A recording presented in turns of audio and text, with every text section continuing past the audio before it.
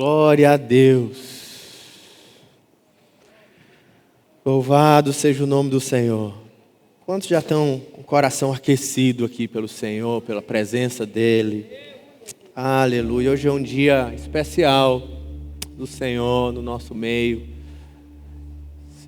Há uma doce manifestação do Senhor no nosso coração, um doce calor do Senhor na nossa alma. Isso me convida a conversar com você, irmão. Você está satisfeito com a sua experiência com Deus? Eu quero dizer para você, eu quero ir mais fundo, irmão. Há águas mais fundas para a gente andar no Senhor. Existe uma experiência mais profunda no coração, na mente, na vida, na experiência da fé, que vai além de repetir a confissão de fé da nossa igreja, ou saber algumas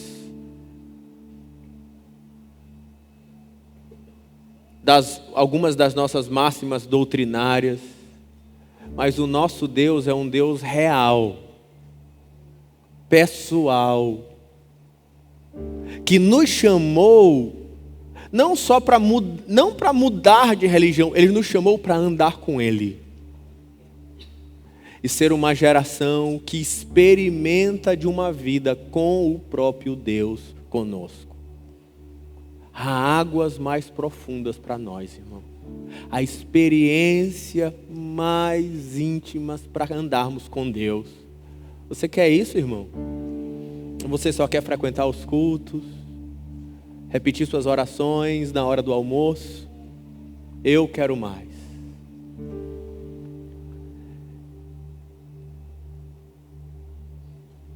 Trazer o pastor João é memória para mim, é memória para o pastor Afonso, das reuniões com a presença tão intensa de Deus na clínica do pastor Afonso há 20 anos atrás, na clínica Bethesda.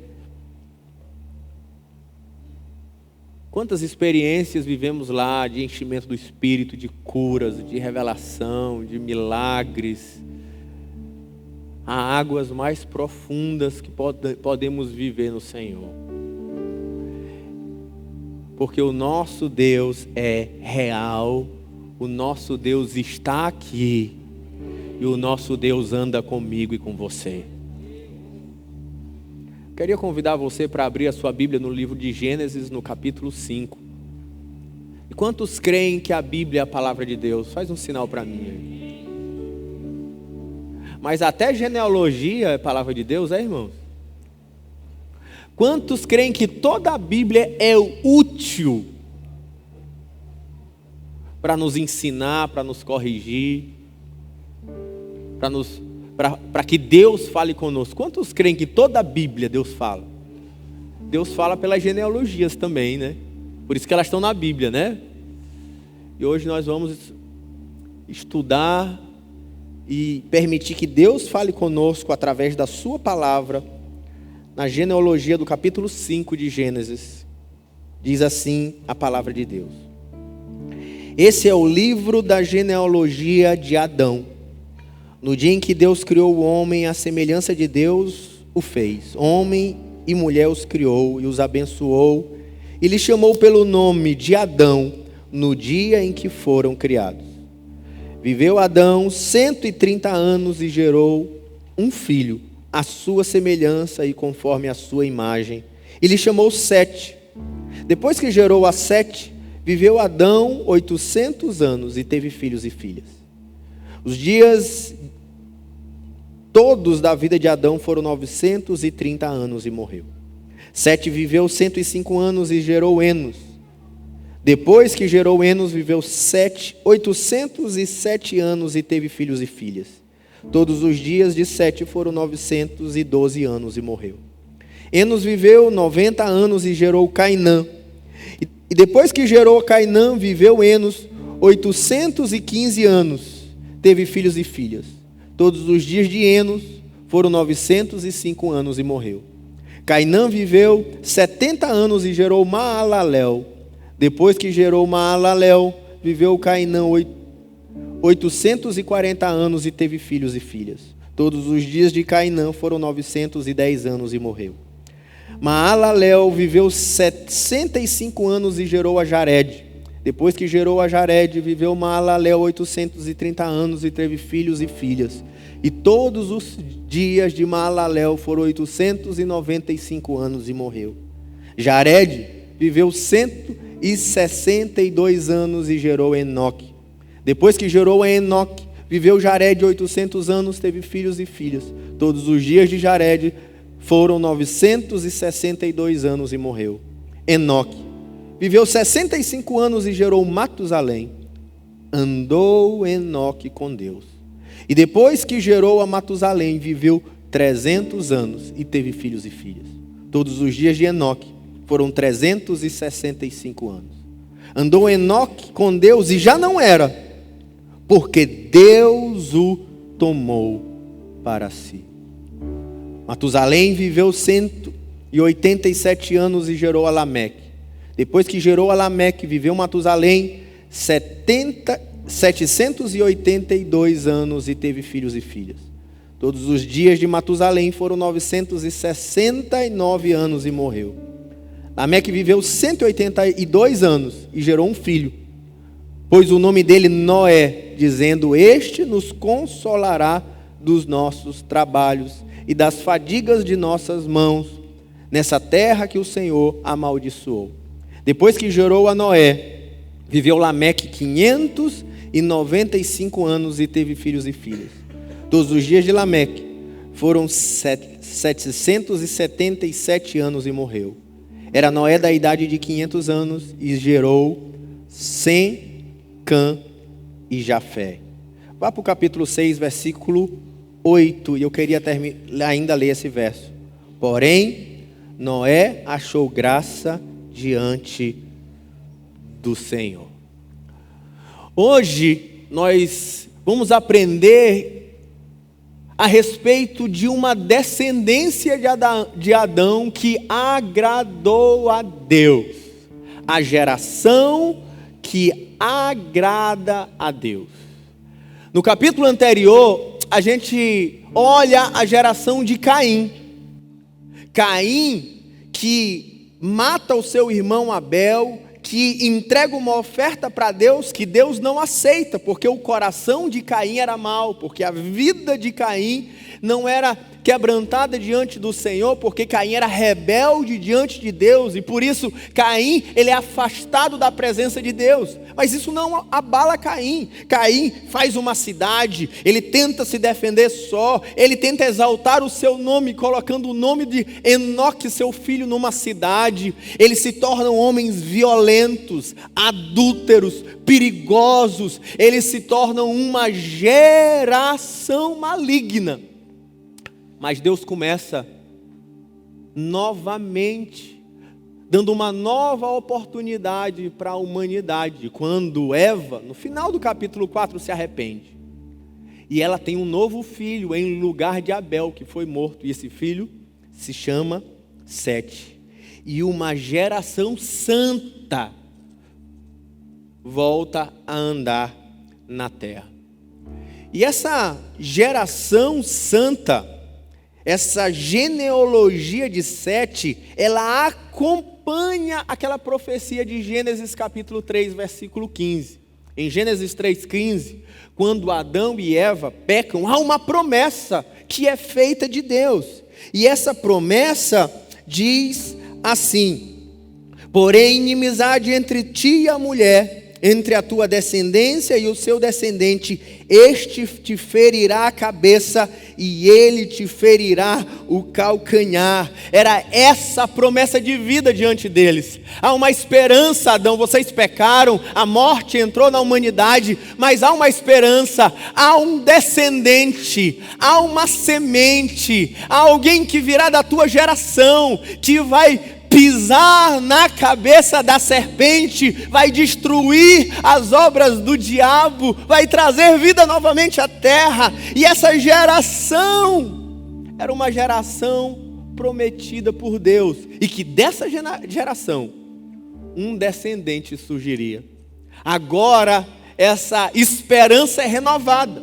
Ela é perdida quando Caim mata Abel, mas essa semente ela começa a ser acompanhada para ver o dia do seu cumprimento.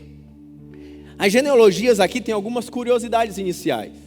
As genealogias, em primeiro lugar, você pensa assim: mas os anos eram tantos anos, eles viviam a si mesmos, isso era literal? A resposta é sim, era literal. Os anos eles vão abaixando ou diminuindo. Os pré-diluvianos, esse povo antes do dilúvio, ele realmente vivia muitos anos. Era um outro momento da existência na terra, segundo a Bíblia. E no capítulo 6 é que vai se começar a diminuir a idade de vida dos homens. Em segundo lugar, essa genealogia, ela não era literalmente agora de pai para filho, pai para filho.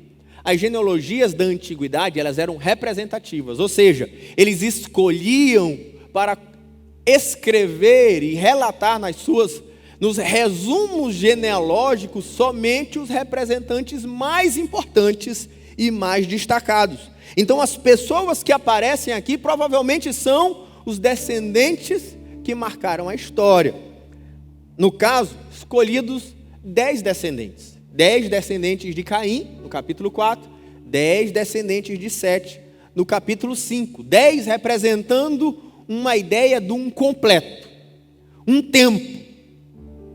Um momento histórico do povo de Deus. Assim como a ideia de 10 é completo, com as 10 pragas, os 10 mandamentos, nas parábolas, os 10 virgens, as 10 moedas, as 10 minas, a ideia de um todo. Por isso, escolhidos 10 representantes. E é importante para a gente continuar entendendo o texto, que há uma fórmula que se repete, e na leitura fica clara. Ele se dá o nome, a idade, o descendente, anos adicionais, outros filhos, e sempre no final, morreu. Essa ideia de morreu é mostrando que mesmo na geração santa, ela sofre as consequências do pecado de Adão. Aquele povo que nasceu para viver no Éden, comendo da árvore da vida, vivendo diante da presença de Deus eternamente, agora começa a viver e experimentar a morte física. Mesmo eles, um a um, eles morrem diante dos homens. Mas 3 personagens quebram o padrão, e é sobre esses 3 personagens que eu quero falar. A quebra do padrão, da fórmula dentro da genealogia, é que nos chama a atenção para a mensagem importante do texto, para aquilo que representa aquela geração, para aquilo que nos faz perceber o que é ser a geração de Deus, a geração santa, a geração que agrada a Deus. E a geração de Caim e Sete, elas estão em contraste, no capítulo 4 e capítulo 5. A geração de Caim foi reconhecida pelas suas realizações. Ele era o pai dos construtores, dos músicos, dos ferreiros. Sete era reconhecida por cumprir o mandamento de Deus, de multiplicar e encher a terra. Nenhuma realização é mencionada na história. A grande obra dessa geração é que eles faziam o que Deus mandou, que era multiplicar. O tempo de vida da geração de Caim é desconhecido, o que nos leva a perceber de que Deus não contou. Mas o tempo de vida da geração santa é contado por Deus, porque é precioso. O sétimo, que a ideia de 7 na Bíblia é a ideia do perfeito de Deus, do completo, do maduro, do ideal, do plano de Deus. Em 7 é Enoque, o personagem principal na genealogia, como destaque do que significa ser a geração santa, porque Enoque foi o sétimo, aquele que andou com Deus. Enquanto que o sétimo de Caim era o pior dos pecadores. Teve várias mulheres, cantava a morte e fazia da morte poesia. Ele era um homem muito mau. O Enoque de Caim teve o seu próprio nome exaltado. O Enoque, descendente de Sete, ele exaltou o nome de Deus. E eu queria que você aprendesse sobre esses 3 personagens principais. 3 lições sobre o que significa ser da geração que agrada a Deus. Quem quer ser da geração que agrada a Deus? Eu acredito que você quer saber como ser alguém que agrada a Deus.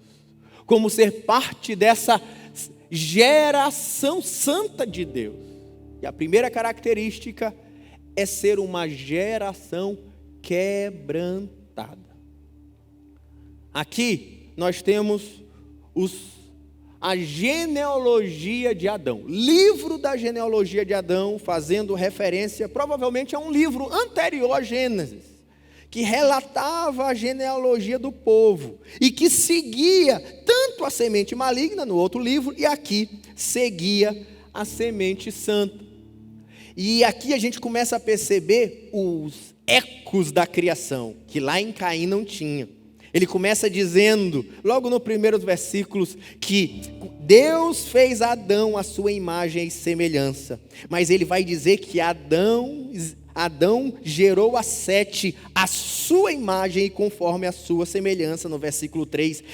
Já começa a nos dar sinais de que esta geração é quem dá continuidade aos planos da criação. É ela quem dá continuidade aos propósitos de Deus. Essa é a geração que continua a vontade de Deus na terra. Eles têm outros ecos. Qual era a ordem de Deus para Adão? Multiplicai, enchei a terra. O que essa geração está fazendo? Filhos e filhas, filhos e filhas, filhos e filhas. Elas continuam cumprindo o projeto de Deus. Qual era a ordem de Gênesis para Adão? Dominai, sujeitai. E o que eles estão fazendo? Dando nomes, que dava essa ideia de domínio, de governo, de controle.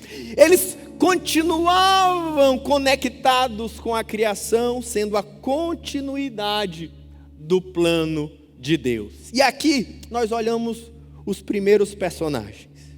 De Adão ele tem, então, um filho.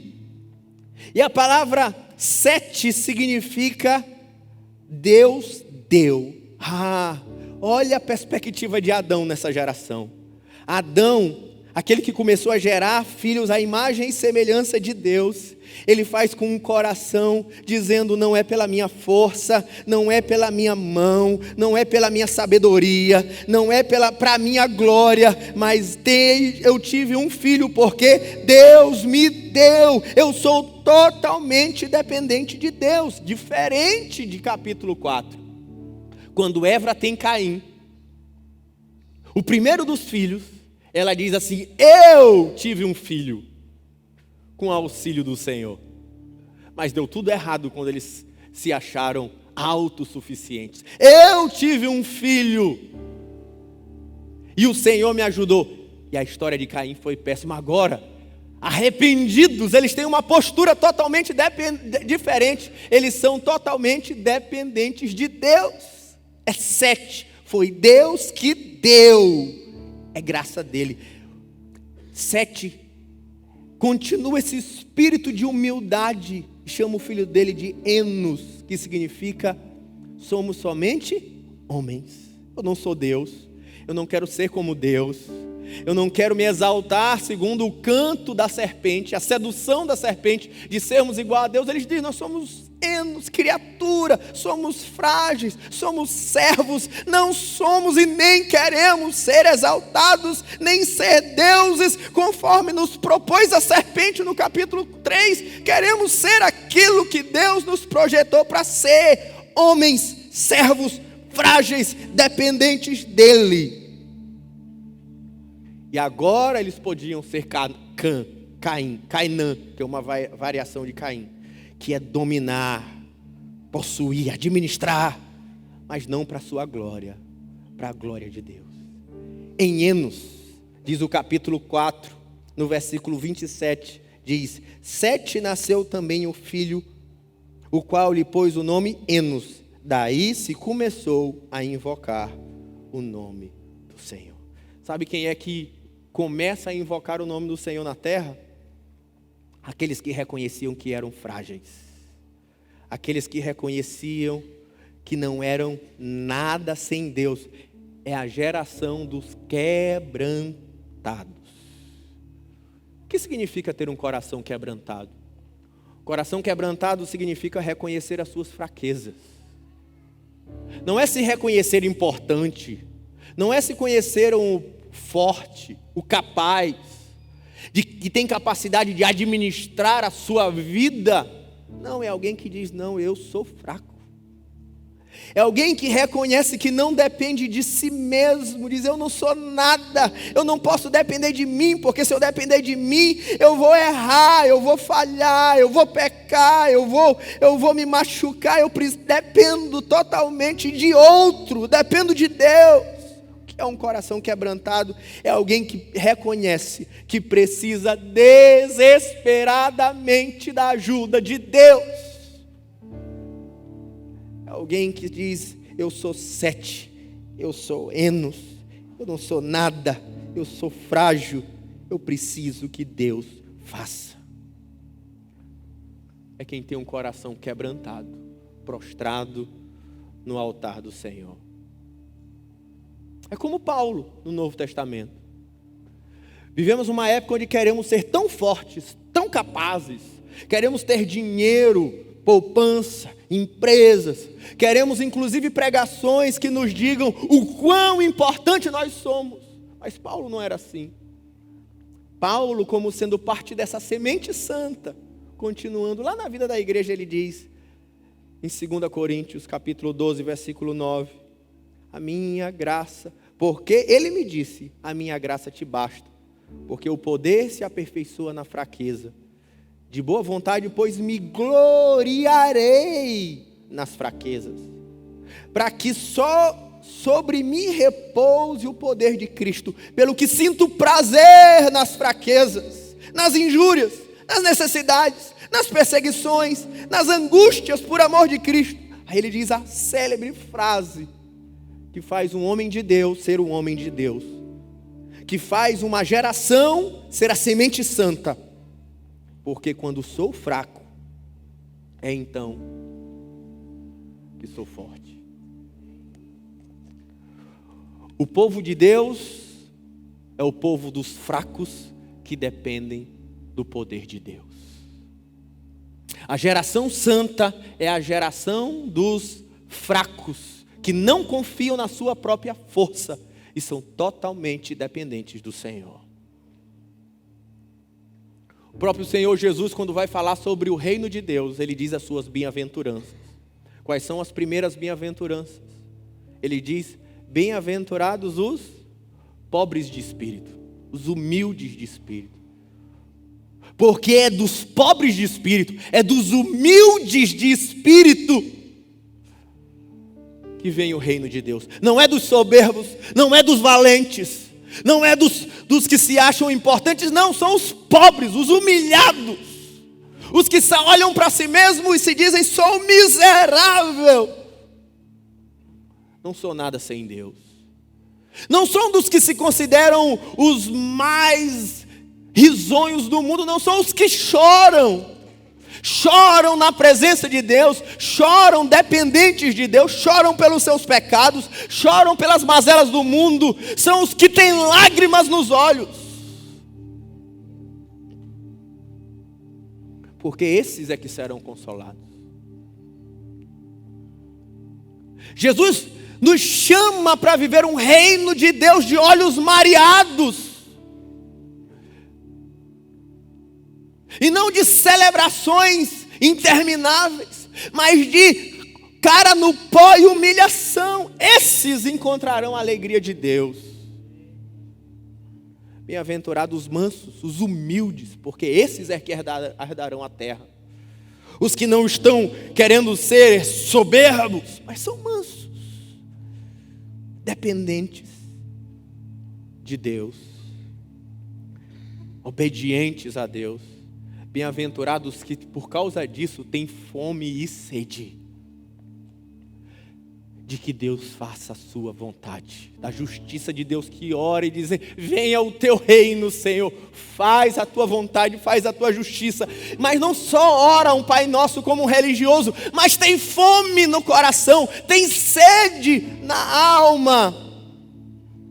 É alguém que depende totalmente de Deus, irmão. É mais do que ser religioso, frequentar os cultos como Caim fez, mas não é alguém que precisa desesperadamente de Deus, ao ponto que seus olhos lacrimejam, a sua alma clama, que se humilha.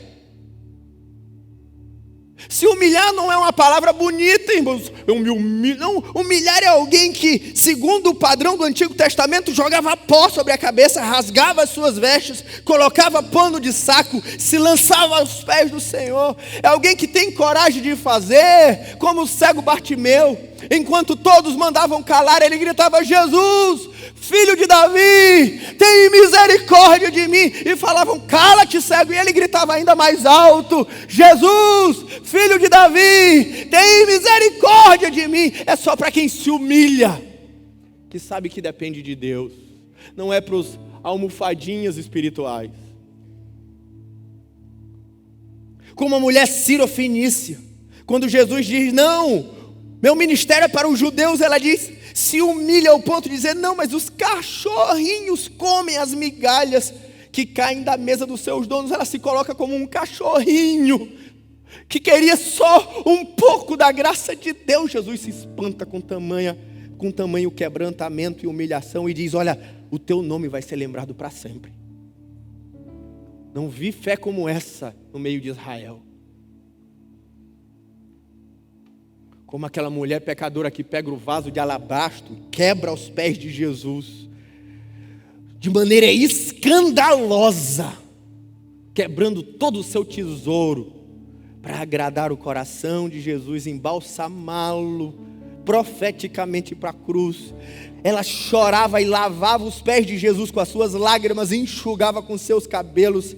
Essa é a geração santa, esse é o povo de Deus. Quando eu era adolescente, jovem, na faculdade, tinha uma música de um cara muito doido, que faleceu há pouco tempo atrás. O nome dele era Gregory McNutt. Alguém já ouviu falar desse rapaz? Eu sempre tive um pouco de medo dele, porque ele era meio doido, ou muito doido. Mas ele era um cara, um coração afogueado por Deus. E tinha uma música que ele cantava, que se eu não me engano chamava a Canção da Caverna, alguma coisa assim, que eu cantei demais, com lágrima nos olhos, a minha vida toda. E ainda hoje, muitas vezes, no meu quarto secreto de oração, eu ainda canto dizendo: ó Deus, eu preciso de Ti. Eu preciso de Ti, como eu preciso. E repito isso tantas vezes, irmão, só dizendo: ó Deus, eu preciso de Ti. Eu preciso de Ti, como eu preciso do Teu favor, do Teu calor, do Teu amor. Ninguém me ama como o meu Senhor. Essa tem sido a canção do seu coração, irmãos. Simplesmente olhar para o Senhor e dizer: Senhor, eu preciso de Ti. Como eu preciso do Senhor. Tu és o meu maior tesouro. Preciso de Ti. O Senhor está nos chamando para viver com Ele, ser o seu povo. Isso é mais do que ser frequentador dessa igreja, mas é alguém que quer andar com Deus. E para viver esse avivamento do Senhor tem um preço. 2 Coríntios 7,14 diz: o meu povo, que me chama pelo meu nome, se humilhar e orar e me buscar e se converter dos seus maus caminhos, então eu ouvirei dos céus, perdoarei os seus pecados e sararei a sua terra.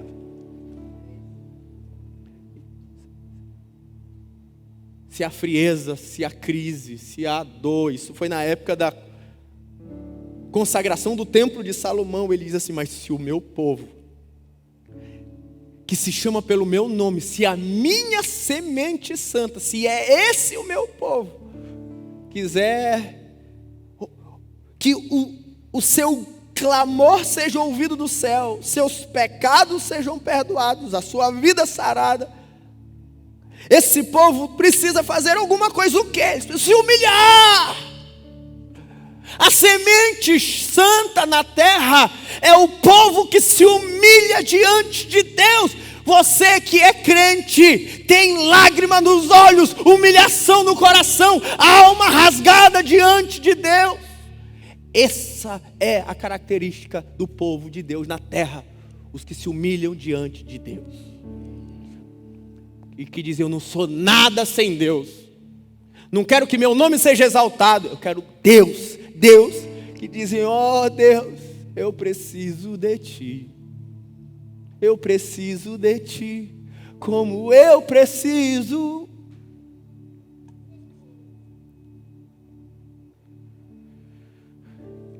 É marcado por um arrependimento profundo, como de Eva, que disse: eu errei com Caim, eu fui soberba com Caim, eu quis exaltar meu nome com Caim, Caim exaltou o nome dele, exaltou a sua geração, eles se tornaram soberbos, independentes de Deus, querendo se tornar deuses sobre a terra.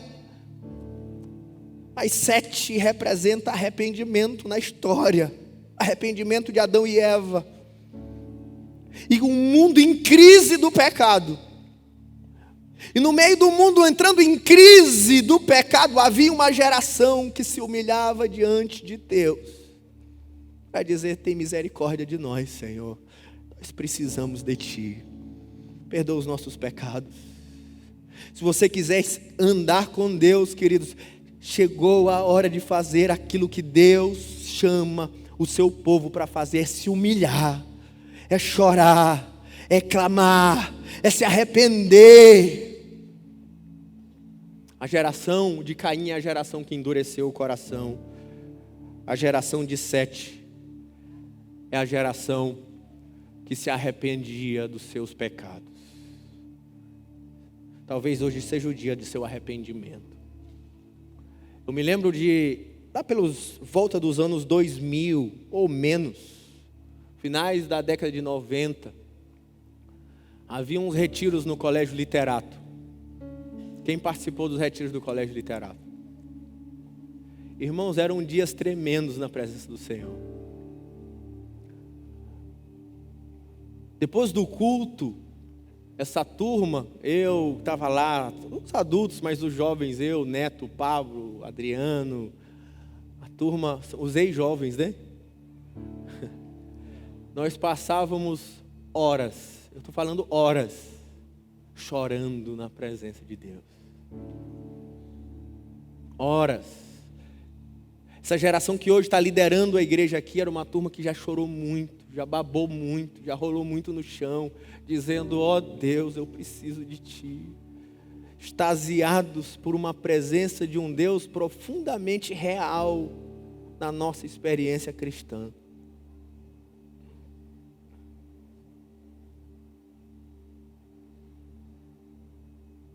De que por horas, humilhados, as meninas não estavam preocupadas com suas maquiagens, os meninos não estavam preocupados com sua pose de machão, sem chorar, todas nas lágrimas, diante do Senhor. Porque aí eu venho então para a segunda parte da geração, e a gente aprende que a geração de Deus é uma geração apaixonada por Deus, que quer andar com Deus. É uma geração adoradora, cuja a presença de Deus é tudo para ela. Chegamos agora a Maalalel, que significa louvor a Deus. Jared, que significa prostrar-se diante de Deus. Enoque, que significa dedicado, consagrado a Deus. Matusalém, cujo nome não tem muito sentido, ou não consigo perceber, que é o homem do dardo, mas foi o homem que mais teve tempo de vida na terra, mostrando esse sinal do favor de Deus sobre essa geração.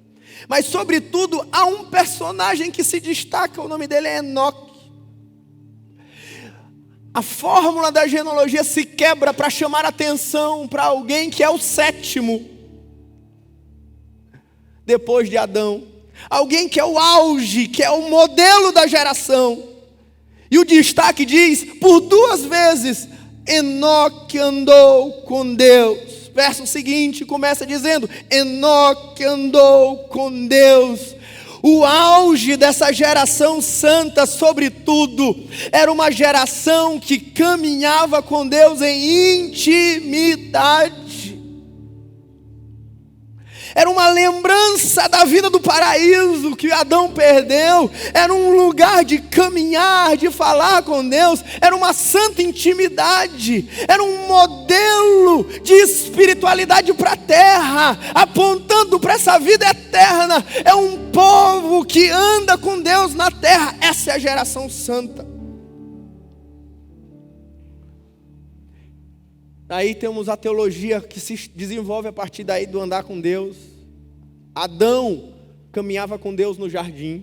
Noé andava com Deus. Abraão falava com o Senhor face a face, como qualquer fala a seu amigo.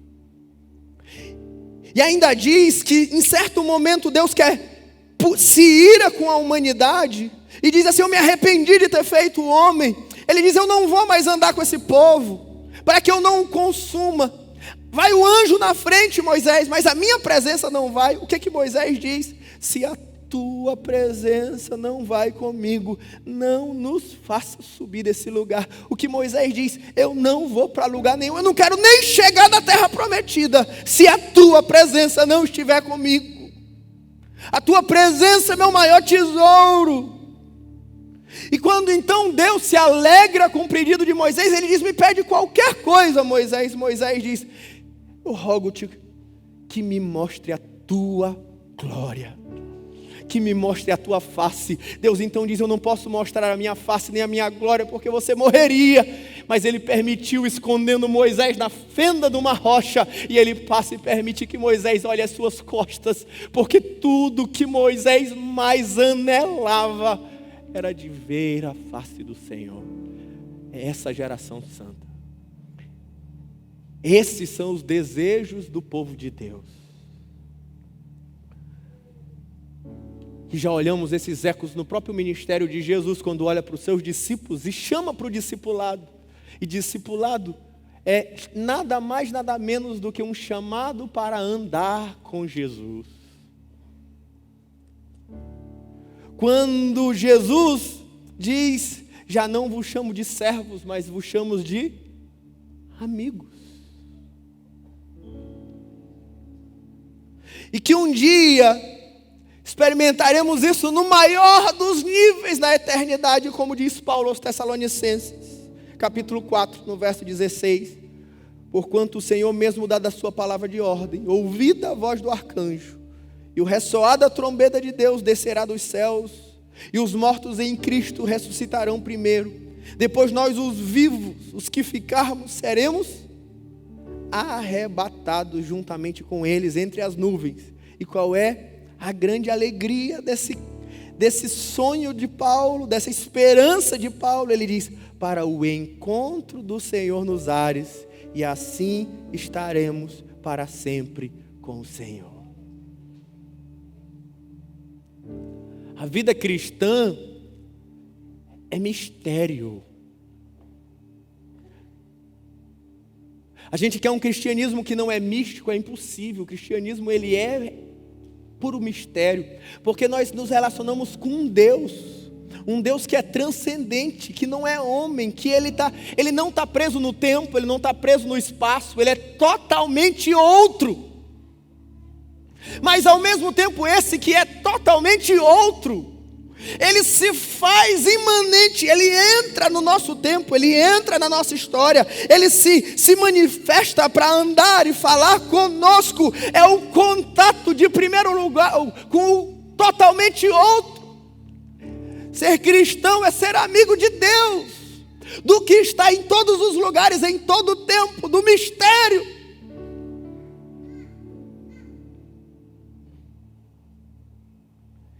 E quando alguém anda com Deus, diz o texto, Deus o tomou para si. Em contraste com os outros, e morreu, Enoque não morreu. Deus o tomou para si. Alguns defendem que isso seria um eufemismo para a morte. Mas se ele vinha repetindo morte, por que um eufemismo agora? Não faz sentido. Ele não morreu. Ele foi levado para os céus. Ele não experimenta a morte, ele é arrebatado, como canta o apóstolo Paulo mais na frente. O grande ensino é que essa geração que anda com Deus não vai experimentar a morte, mas ela vence a morte para viver eternamente na presença de Deus. Aquele que andou com Deus experimentou eternidade, imortalidade. Esse é o nosso grande modelo. Essa é a nossa grande vida. Chamados para andar com Deus e vencermos a morte, para estarmos com o Senhor na eternidade. Só 2 homens não experimentaram a morte, tirando Jesus.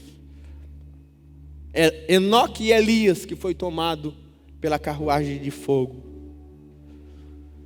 A geração santa é essa geração que ama a presença de Deus. Quem lembra de Marta e Maria?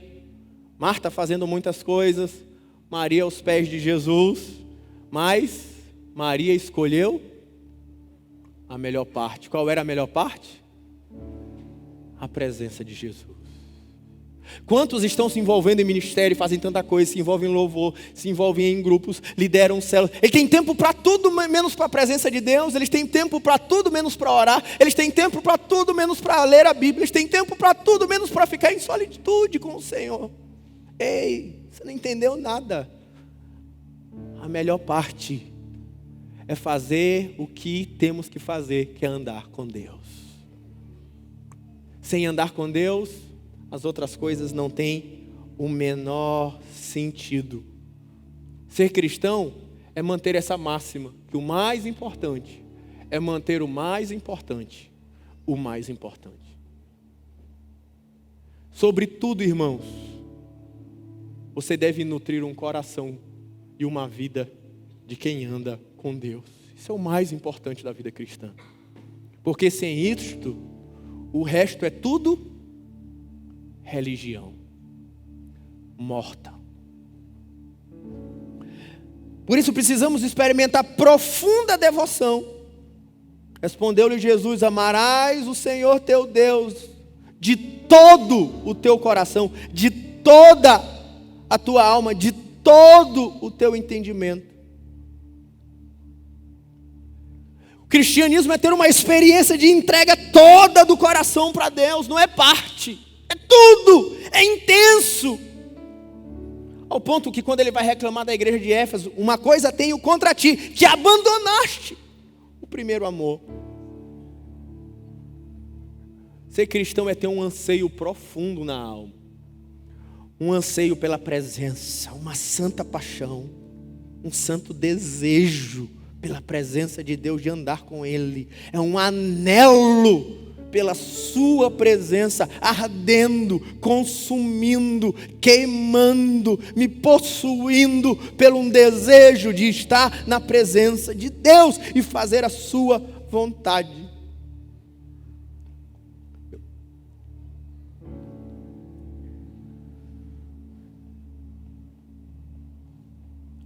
Fanny Crosby é uma das maiores escritoras de hino da história. Ela escreveu quase 9.000 hinos.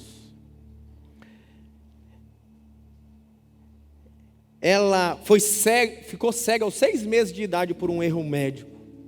Mas as suas convicções cristãs eram tão grandes que conta a história que ela nunca se desanimou.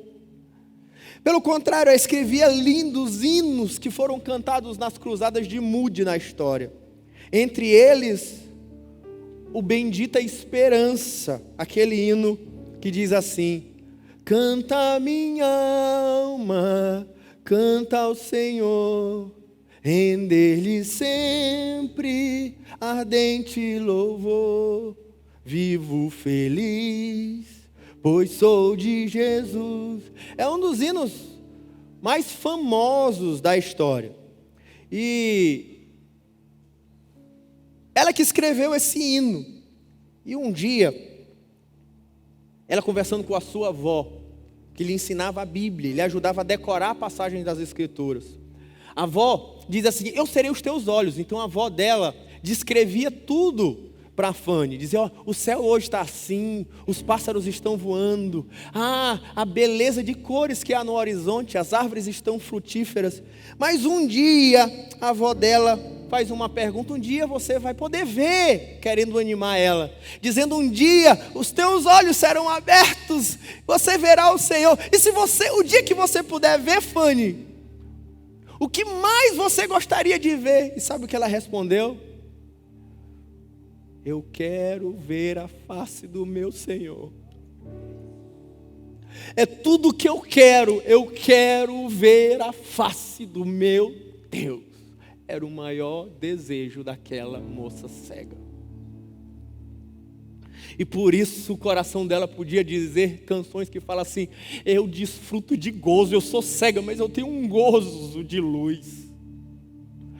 Meu coração está sempre cheio de ardente louvor, porque Ele me leva à glória. Eu ando extasiado, porque eu experimento esse grande amor e regozijo em meu Salvador. É o coração da semente santa, que quer andar com Deus, com devoção diária, de oração, de adoração, num anelo, num anseio, numa fome, numa sede, num tempo de experiência, de simplicidade, de silêncio, na solitude, na renúncia, num desejo de estar a sós com Deus, andando com Ele em santidade para fazer a sua vontade, porque sem santidade ninguém andará com Deus.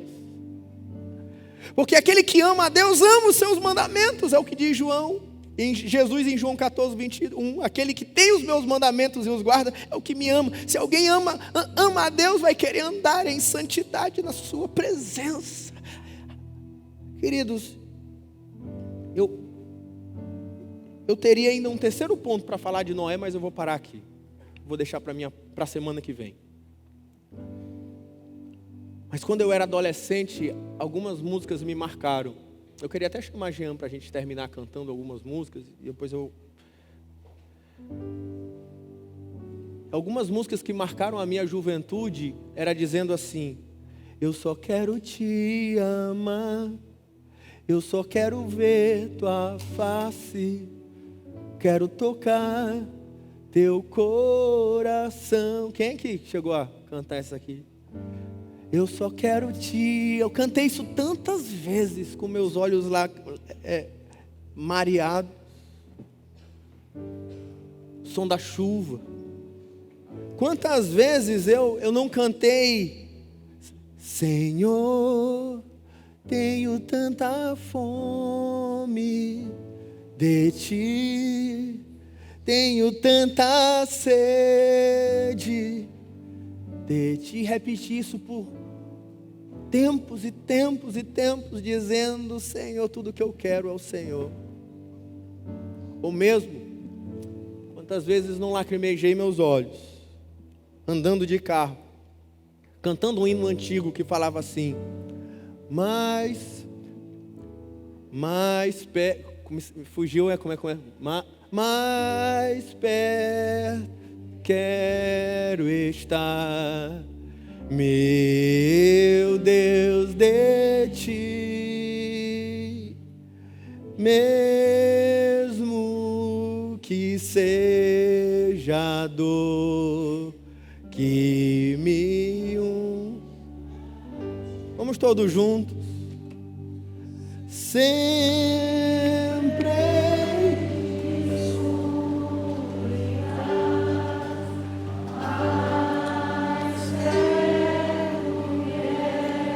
Está mais perto que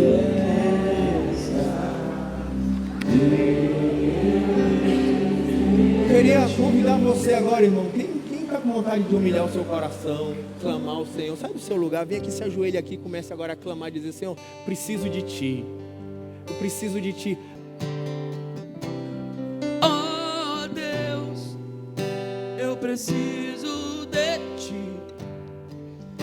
Eu preciso de Ti. Preciso de Ti. Oh Deus, eu preciso de Ti.